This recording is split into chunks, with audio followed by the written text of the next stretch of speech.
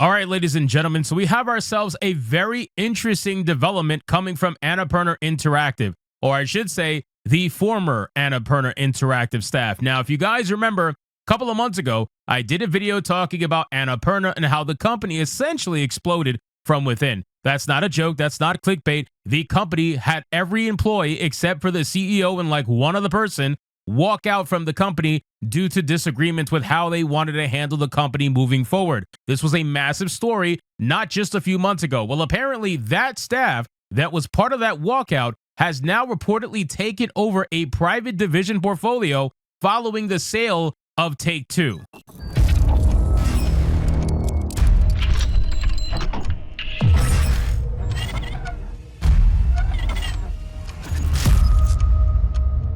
Yes, ladies and gentlemen, apparently Annapurna Interactive has basically taken over another company and formed a brand new company outside of Annapurna to try to essentially make what they wanted to make, right? This was a massive disagreement over how the company was going to be ran. This was a massive disagreement about a whole bunch of different ideologies at the company, but now they have their own company that they're taking over that was sold following Take-Two sale. So let's get into this article, guys. But of course, before we do, if you are new here, just consider hitting that subscribe button. I would greatly appreciate it, and like the video to push this out into that YouTube algorithm. So it says former Annapurna staff who departed the acclaimed video game publisher last September as part of a mass exodus have reportedly established a new company and will be taking over indie label Private Division's portfolio, which was sold by Take-Two last year. Now, really quick, I want to be very clear. I thoroughly enjoyed Stray. I don't know about you guys, but I liked the video game Stray. It was very niche. It was very interesting, but overall, it was a pretty good game. It wasn't like mind-blowing or anything.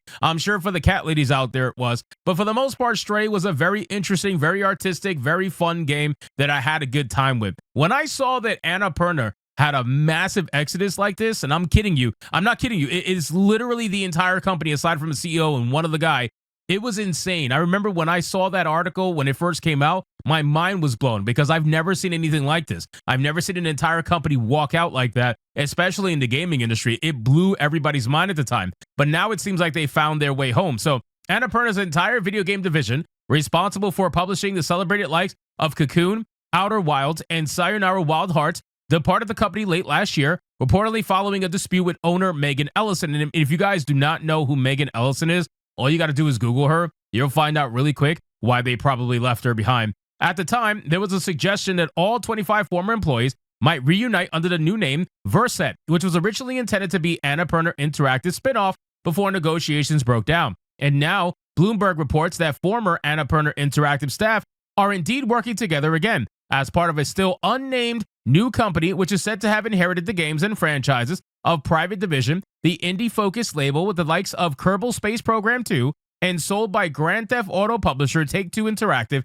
in November. So they have the video game Kerbal Space Program, so that's pretty interesting, and they have other smaller games as well. I don't know if this means that they're going to work on these games now that they essentially own them, or if they're going to just, I guess, own the company and make their own game going from here. I'm not exactly sure how this is going to play out, but as of right now, they do own some interesting video games that they could start from and make something interesting for people to want to purchase or partake in or whatever, as long as they, do it the right way. Then at the time, Take-Two said it made the decision to sell the label so that it could focus its resources on growing our core and mobile businesses for the long term, and that the unnamed buyer had purchased the rights to substantially all of Private Division's live and unreleased titles, with the exception of Moon Studios' No Rest for the Wicked, which again, we've covered No Rest for the Wicked. That game has a great studio behind it. Moon Studios is absolutely based, and they're doing the right thing for gamers as of right now anyway. That can obviously change at any moment. It is the gaming industry, but still, they're doing the right thing,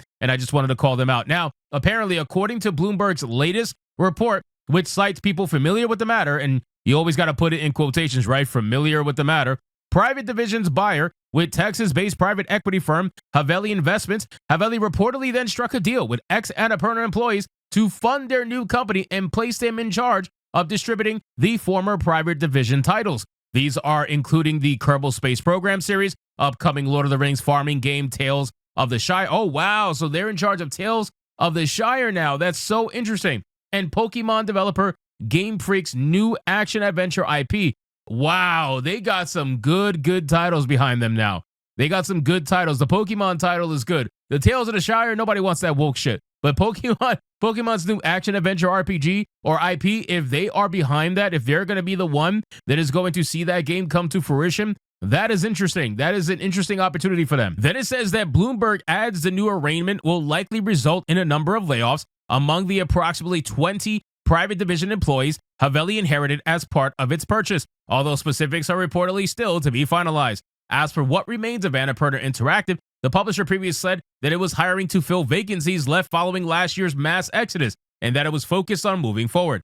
Annapurna's future projects, which all appear to be unaffected despite last September's events, include the likes of Mixtape from Beethoven and Dinosaur and Wanderstop from the Stanley Parable creator Davey Rendon and No Code's Silent Hill Townfall. So they got a few games that are under their belt. And what I said before, there is no way, I don't care what this company says, there is no way that your entire team leaves you, right? Your entire team leaves you and you are unaffected by that. That is literally bullshit. There is no way that you are unaffected by a mass exodus of employees like that. Because again, your entire team left. They are gone. So there is no way that you are not feeling this to some capacity. And you can lie publicly and try to pretend like everything is fine. But I think anybody with a brain can understand that they are absolutely affected to some extent. Even if it's temporarily for the last few months, they are 100% affected. There's no doubt about that.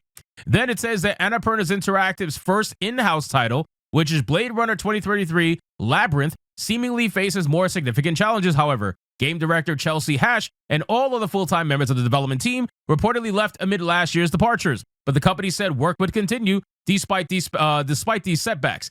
Dude, first off, I would love a Blade Runner game, like an actual good Blade Runner game. I would absolutely love that, right? Because I remember playing Blade Runner on PC way back in the day with the older video games. Absolutely loved it, and I would really, really enjoy a new, good Blade Runner game. But the chances of that happening now with the Exodus, I would consider that to be very slim. And like I said, I don't care what Annapurna says. If you are trying to sit up here and convince everybody that you are unaffected by all of your employees leaving, that is complete nonsense. And it just goes to show the level of narcissism that the CEO has, that they will not admit that this is a big hit for them. And I get it. You can't let the public see your weakness. I totally understand. But we all see through the facade, man. Every single one of us. And like I said, if you Google the CEO, Megan, you will realize Megan Ellison is a rich kid, basically. It's somebody who inherited money from her father. Her father has helped her build up her businesses, and she has run them into the ground, and daddy bails her out every single time. That's exactly who Megan Ellison is,